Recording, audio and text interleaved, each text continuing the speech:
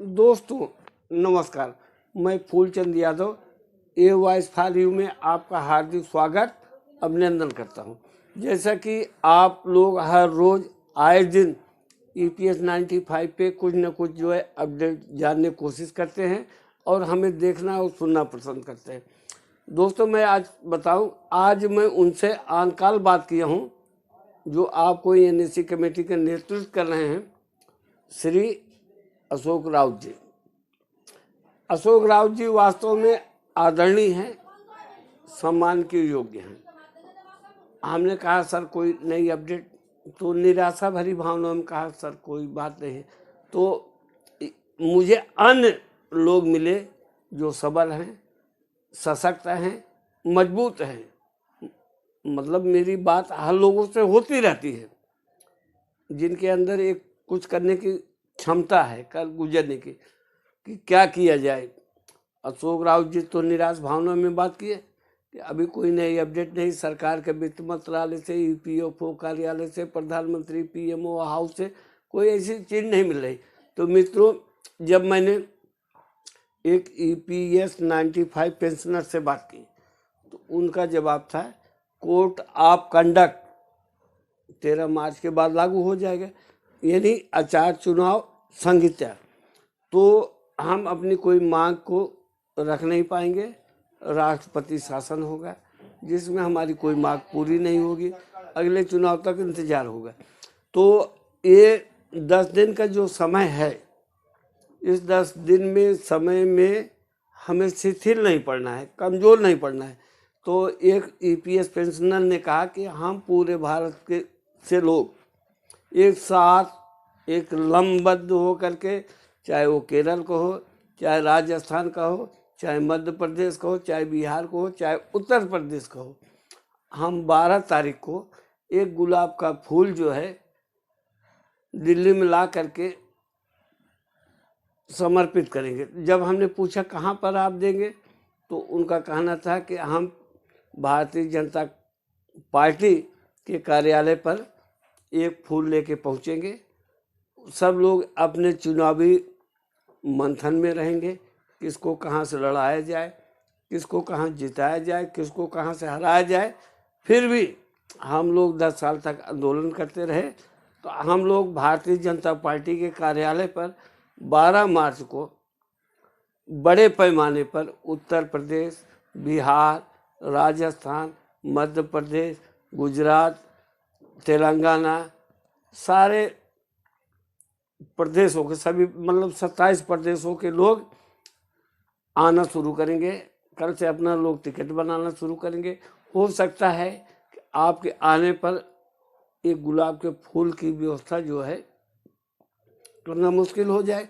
इसलिए आप अगर वहाँ से आ रहे हैं तो अपने साथ ही फूल को लेकर के आए।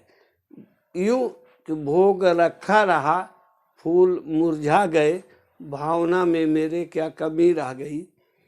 दीन बंधु दया सिंधु कहलाते हो आप, करते अब, मेरी बात को फिर से सुने आप, दीन बंधु दया सिंधु कहलाते हो, करते अब तुम दीनों पे दया क्यों नहीं। दीन बंधु दया सिंधु कहलाते हो, करते अब तुम दीनों पे दया क्यों नहीं। तो मित्रों, भोग रखा रहा, फूल मुरझा गए। आप जहाँ से आ रहे हैं वहाँ से एक गुलाब का फूल भले क्यों नहीं मुरझा जाए, 2 दिन के सफ़र हो, 3 दिन के सफ़र हो, आप लेकर के आए। आप भारतीय जनता पार्टी के कार्यालय पर वो करें कि आपके जीत की अग्रिम शुभकामनाएं हैं। हम लोग तोड़ फरोड़ कर नहीं सकते हैं, किसी तरह ऐसे अन्याय कर नहीं सकते हैं। हमारे खुद के पैसे इतने जमा हैं, हमने कंट्रीब्यूट किया है।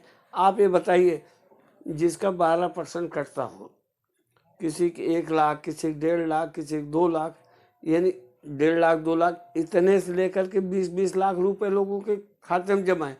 आपको ये भी पता है, EPS पेंशनर की डिमांड करते हुए EPFO कार्यालय में आत्महत्या करने की भी कोशिश की गई, और सरकार ने जिसको निगेटिव किया था कि तुम इसके पात्र नहीं हो, फिर बाद में बिना बेच के उसके पैसे प्रोवाइड किए गए, ये आपको जानकारी में है।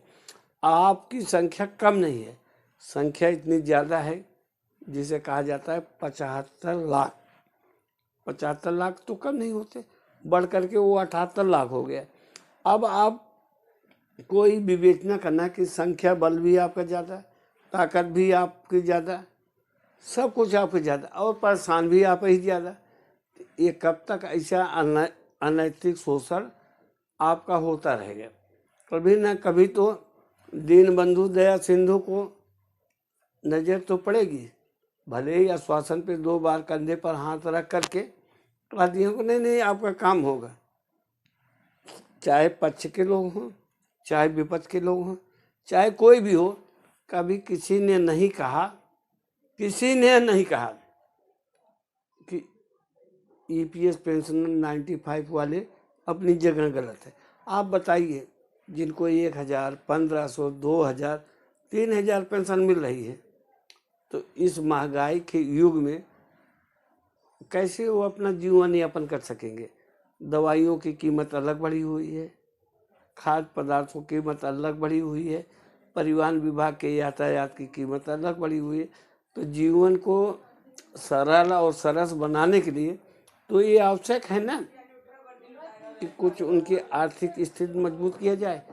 हमें बड़ा दुख होता है, बड़ा खेद होता है कि हमारे ईपीएस पेंशनर 95 की जो डिमांड करने वाले हैं कि हमारी पेंशन को बढ़ा दिया जाए, जिसमें 7,500 रुपये प्लस दिए अब पढ़ने के इलाज।